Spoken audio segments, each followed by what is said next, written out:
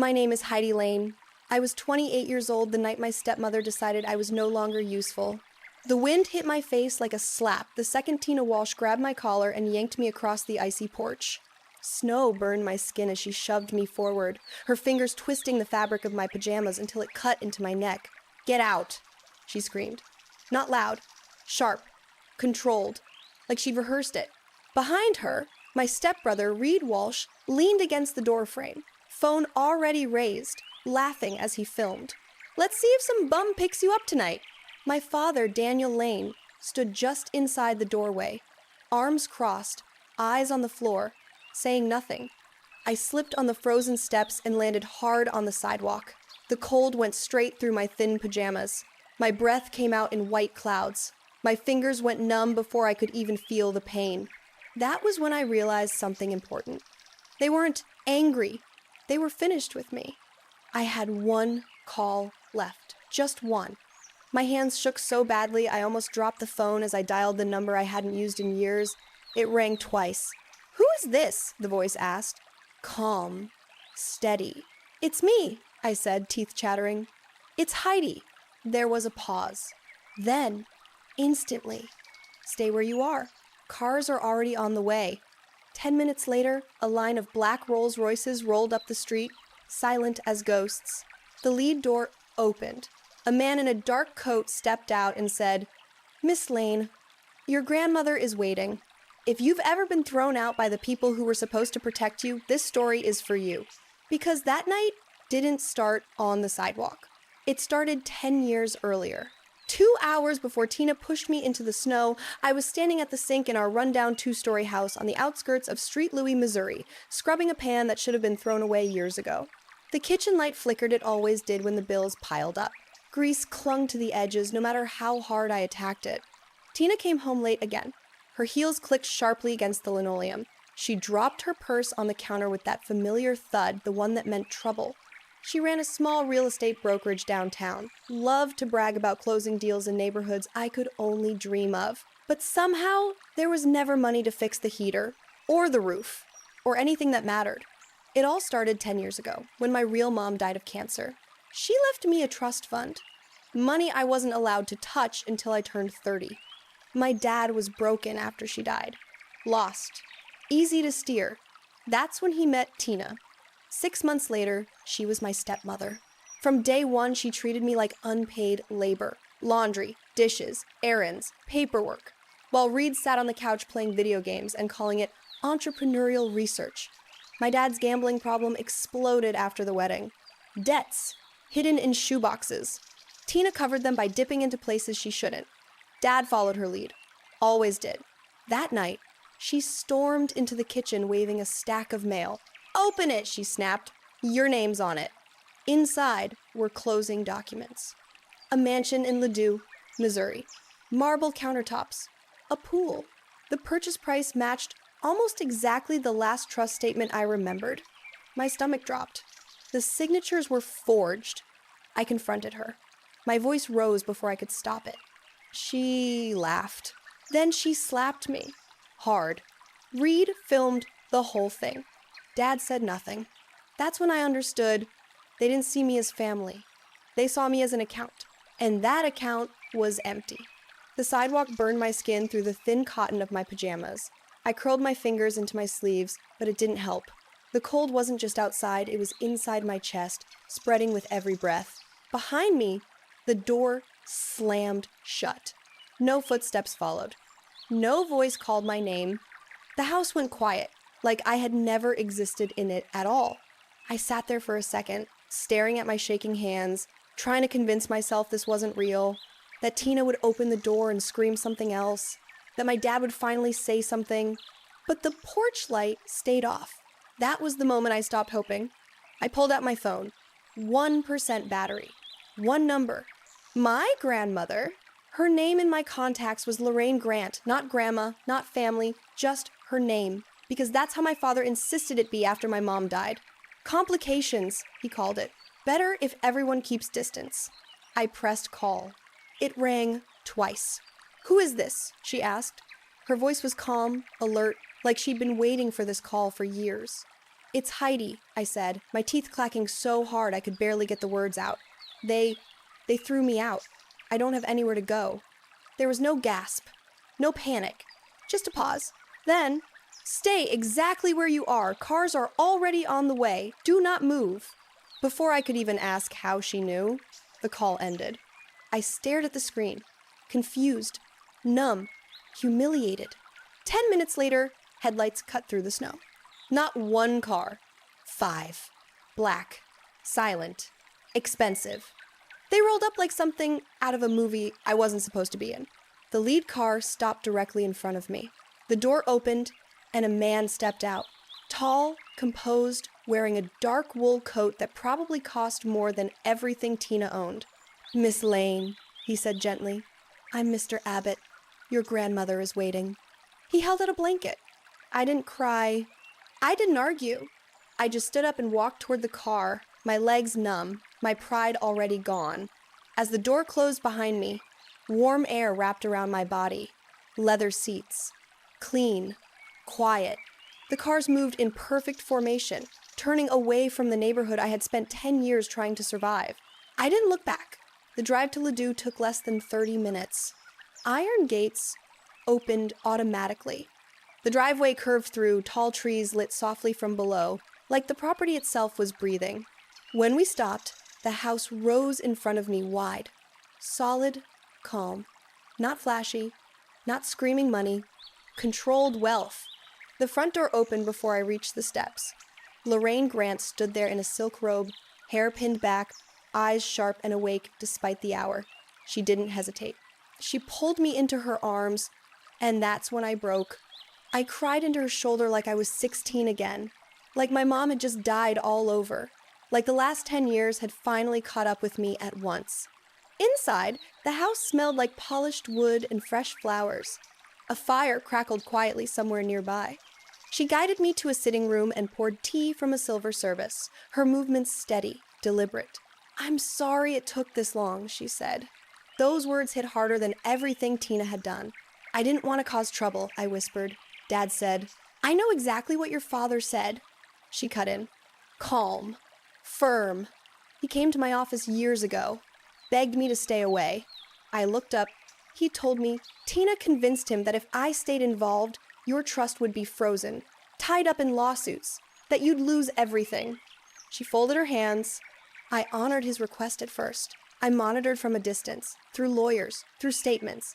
My stomach tightened, but the numbers stopped making sense. She reached for a leather folder on the table and slid it toward me. Inside were bank statements, highlighted, organized, withdrawals, transfers, timing too perfect to be coincidence. Tina didn't just borrow, my grandmother said. She drained it, slowly, systematically. I felt sick. She forged signatures, used shell accounts, put your father's name on everything so the risk stayed with him. The fire popped. Sparks jumped. "That house in Ladue," she continued, "your trust paid for it." My hands shook. "So I have nothing left?" I asked. She met my eyes. "On paper? Almost nothing." I stared at the folder. 10 years of being told I was ungrateful, lazy, lucky to have a roof, all while they were living off my future. Mr. Abbott entered quietly, draping another blanket over my shoulders, before leaving us alone again. My grandmother leaned forward. "Heidi, I want to be very clear. What they did wasn't just immoral." She paused. "It was illegal." For the first time that night, something inside me shifted. Not fear. Clarity. The next morning, sunlight poured into the living room over marble floors and a breakfast spread big enough for a board meeting. My grandmother placed a thick binder in front of me.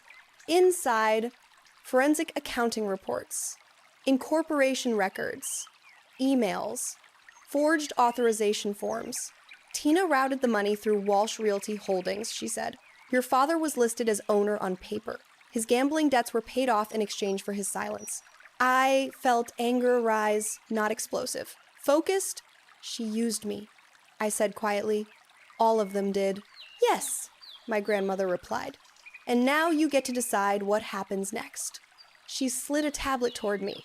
On the screen was an organizational chart. Grant Group Logistics. warehouses, fleets, contracts across the Midwest. There's a vice president position opening today, she said. It requires someone who understands pressure, accountability, and what it feels like to be underestimated. My breath caught. I've been scrubbing pans, I said. I don't belong. You've been surviving, she corrected. And that's harder. She tapped the screen. My name appeared, effective immediately. I stared at it. 10 hours earlier, I was freezing on a sidewalk in pajamas. Now, I was being handed authority, not as revenge, as restoration. I thought of Tina's voice, Reed's laughter, my father's silence. And for the first time, I didn't feel small. I felt done. I want everything done by the book, I said. No shortcuts, no emotional decisions. My grandmother smiled. That's exactly why this works.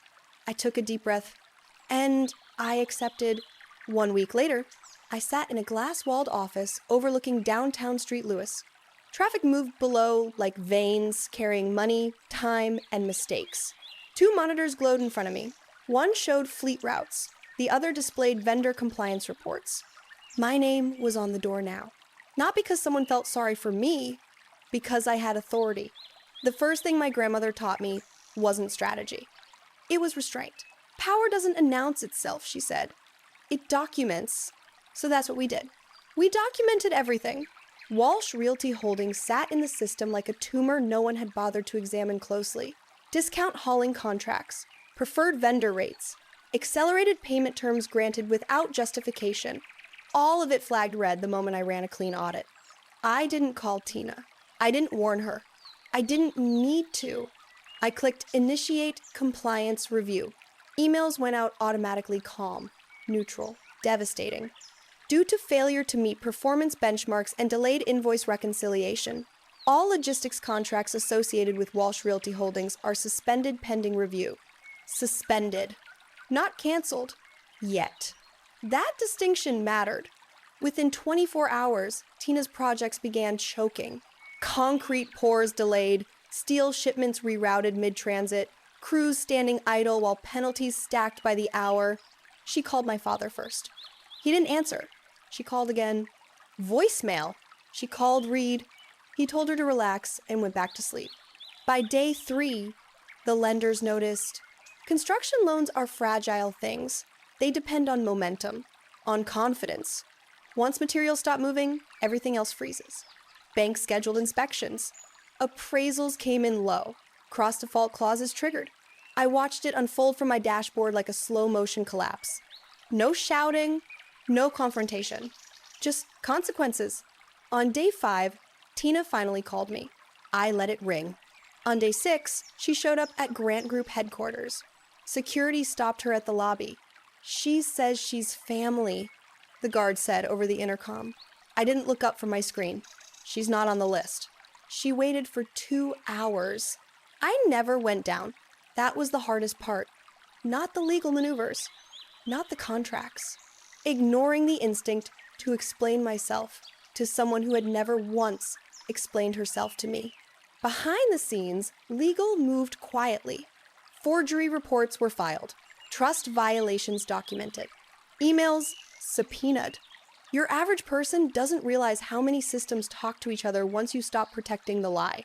Banks, licensing boards, state regulators. Once one domino tips, the rest don't hesitate. Tina's brokerage license went under review. Her primary contractor pulled out, citing risk exposure. Investors froze capital. The Walsh Realty website went dark when hosting fees bounced. Reed started posting rants online. Videos filmed in empty rooms. Accusations. Threats. I didn't watch them. I didn't need to. My father disappeared. Last ping on his phone came from a casino parking lot 2 counties away. Then nothing. 2 weeks later, foreclosure notices appeared on the gates of the Ledoux house. Neighbors filmed from their windows. Tina stood on the porch in slippers, screaming about extensions no one was authorized to give her. The power went out that night. Utilities don't care about ego. They care about balances. I closed the feed. There was one more step, the one my grandmother left to me. An envelope sat on my desk for a full day before I opened it. Inside were photos, time-stamped, Tina and her lead contractor. Close. Too close. Taken during late meetings she'd billed to investors. I stared at them for a long time. Then I forwarded them anonymously to the contractor's corporate compliance department. No message. No commentary. Just evidence. Within hours, their firm announced suspension of all joint ventures with Walsh Realty pending investigation. That was the final blow. Loans accelerated. Assets seized. Everything unraveled faster than Tina could pretend it was fixable. She called me again. This time, I answered. "Heidi," she said, voice thin. "I just need a loan, a small one, to restart." I waited. She kept talking, promising, bargaining, crying. When she finally stopped, I said calmly, "You taught me something very important. Silence. That family is only family when it's convenient." Then I hung up, blocked the number, and archived the file. 3 months later, the Ledoux house was empty. Not abandoned, cleared. Auction signs flapped in the wind where manicured hedges once hid everything that was rotten underneath. Tina arrived in a rideshare with a single duffel bag. Her brokerage license had been officially revoked. The office dissolved under Chapter 7 filings. Every asset, furniture, jewelry, even the framed motivational quotes on the walls, liquidated to satisfy creditors who would never be fully paid. Negative net worth. No appeals left. She checked into a budget motel off the interstate. Weekly extensions paid in cash from short-term cleaning jobs for competitors who didn't know or didn't care who she used to be. The woman who once lectured me about earning my place now avoided Ledoux entirely. She drove past the house once. Just once. The sold sign was already in the ground. My father vanished quietly. No dramatic arrest. No redemption arc. Last trace came from a prepaid phone pinging near a Reno bus depot. Gambling forums marked him persona non grata, his markers written off as uncollectible. Debts don't chase ghosts. They just wait for the next version of the same man. Reed surfaced briefly in an online arrest report for public disturbance. Bail posted by a cousin who immediately cut contact. Then silence. Rage burns fast when money runs out. I deleted the last voicemail from an unknown number. Tina's voice. No anger this time. Just desperation. I didn't feel victorious. I felt finished. 6 months after the night I was thrown into the snow, I sat in a boardroom reviewing scholarship applications. The Grant Foundation had launched quietly, funded with profits redirected from the rebuilt trust not as punishment, but purpose. Stepchildren, young women, people pushed out of families that only valued them when they were useful. Legal clinics partnered with us to identify financial abuse early. Counselors trained to spot patterns before eviction notices replaced birthday cards. I read stories that sounded painfully familiar, but they ended differently. Because someone intervened. Before it was too late. My office overlooked the river now. I worked long hours, but they were mine. I wasn't scrubbing pans at midnight anymore. I wasn't apologizing for existing. I wasn't trying to earn love through endurance. I had boundaries.